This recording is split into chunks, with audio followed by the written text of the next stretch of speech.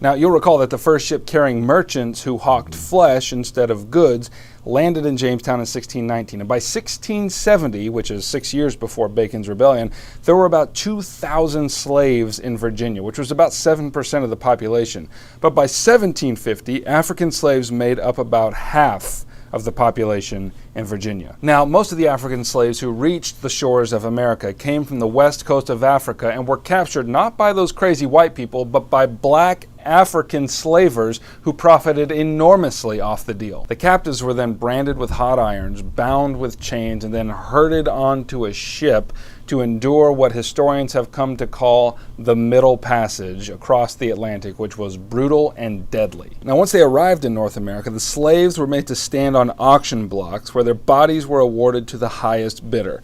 Now, the vast majority of these slaves were sent to the West Indies to work in the sweltering sugar fields, but a growing number headed to the British colonies. Now, you should know that not all the colonists approved of such a practice. In fact, the Mennonites of Germantown, Pennsylvania protested loudly, saying, "There's a saying that we should do to all men like as we will be done ourselves, but to bring men hither, or to rob and sell them against their will, we stand against.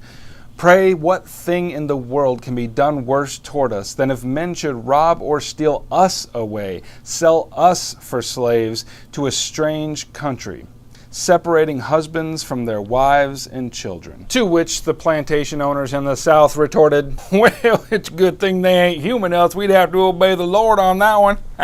And so it's here that laws begin to be established in the South called black codes, which made sharp distinctions between what was lawful for white people and what was lawful for black people. According to these codes, black people became chattel, which is another word for property, and maybe most devastating of all, the codes stated that children of slaves would belong to their owners, which is almost unheard of in the history of slavery. And we'll have plenty more to say about slavery as an institution in other lectures.